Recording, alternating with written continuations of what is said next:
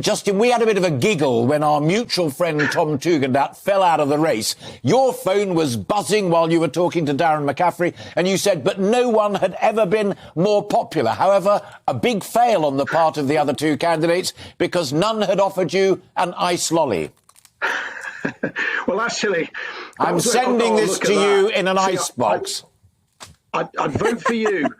That was actually it was when Kemi was knocked out, because I was supporting the Kemi campaign, and literally within about 10 seconds of her not getting enough votes, I had so many messages on my phone with offers to meet, and over the following 24 hours, as one of those 59 floating voters, I proved very popular. But not one of them, despite the very hot weather, thought to offer an ice cream. Well, I'm sorry. No, I'm sorry. I do apologise. I muddled up between Kemi, but we lost Kemi, we lost Tom, we lost Penny, and it's now down to the final two.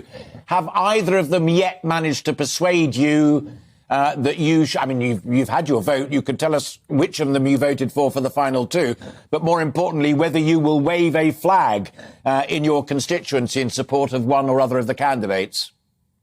Well, I'm genuinely torn. Look, I was a supporter of the Prime Minister. I was there to the very end. And once we had a very crowded field to replace them, I chose Kemi. It's not somebody I knew personally, but I'd seen her firsthand in select committees at the dispatch box. And I thought she just had that extra bit of magic. She could engage across the political spectrum. She answered questions. She was straight talking. And you would know as a journalist, having people who will answer questions makes for better viewing. And I just thought it's very difficult to follow the current Prime Minister. He's a one-off. And I thought Kemi gave us that opportunity to renew as a party head of a fifth term. Now, Kemi went beyond all expectations. People didn't think she'd get nominated. They thought she'd be out in the first or the second round. She beat former chancellors, senior, well-established candidates. And we're, incredibly proud that she came forth, and she is definitely one for the future. Then I was chased by all three colleagues, good colleagues. All three would make a good Prime Minister. We're now down to the final two, but I was probably last to vote on Wednesday. My pen was over that ballot paper for 5 minutes. It was a really difficult decision. But I'm now just, same as any other member, there's about 200,000 of us have now got to make that decision the next 6 weeks. And I'm, going to have to think long and hard. They've both got strengths, but at the moment, they both need to do more. I didn't interrupt for a moment there because I'm intrigued in that analysis of what was going on in your head and how you got to that point. And I respect the fact that you clearly haven't yet decided. And let's just underline that point. But I'm intrigued also to know whether you're picking that up as well amongst your constituents within your local party association. Because you said at the very top of it that you were a Boris Johnson supporter. You wished it hadn't happened. It has happened.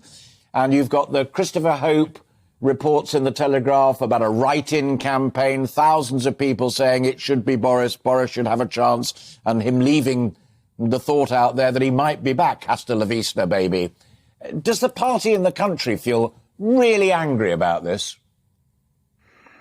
I think it's very mixed. I've done a survey to local residents. I was at the football last night. People do come and tell me at pitch side exactly what they're thinking. I think there's a lot of frustration that the PM got himself into that position. And, I desperately wish he could have carried on. I voted for him in the vote of confidence, but he did lose the confidence of the majority of the party. I was in a minority, and I'm afraid that's where we are. We now have to move on. I very much hope that the PM can still be a major part of the party going forward. He is one of our best performers. He is our best performer, let's be frank. And I hope that come the next general election, he is still part of our team, trying to make sure we can engage across the the political spectrum, because he's got that ability.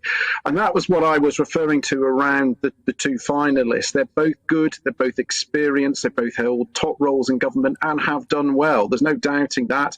I think Rishi's more comfortable in the sort of hustings and the media performances.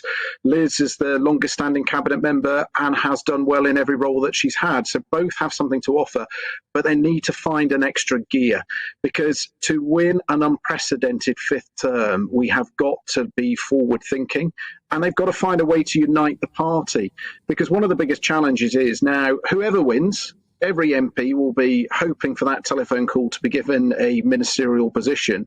Less than a third will get a ministerial position, and even some of those who do won't necessarily get the one that they will want. So, and that combined with the immediate challenges around cost of living, inflation, difficult decisions will have to be taken.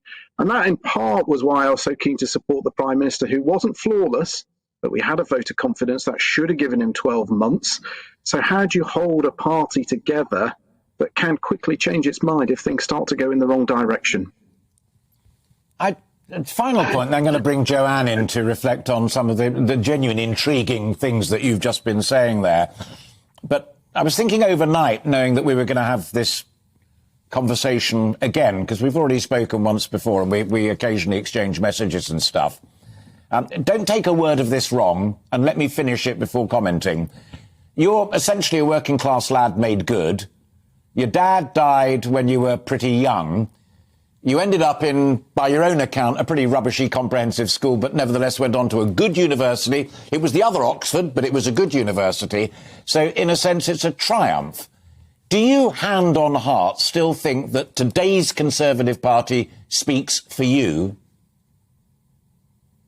Yeah, I do. I genuinely do. And I'm from a mixed family. I've got a brother who votes Labour, a brother who votes SNP, a brother who doesn't really vote, and a sister who I think is a Tory Lib Dem waverer. So we're a very mixed family. And I was attracted to the Conservative Party because of social mobility. I went to Oxford Brookes, not Oxford University, but I was always a hard worker.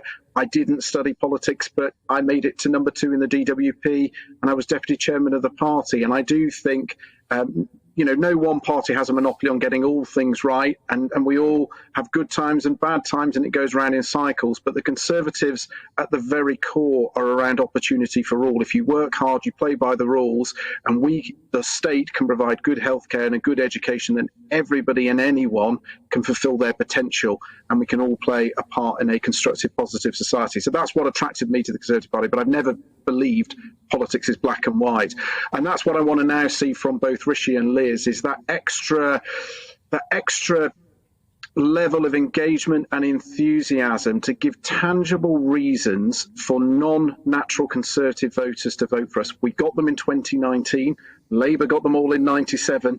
So you get your leader right, you get your campaigns right, you can earn that chance to win. I'm not interested in either of them saying the other one isn't good.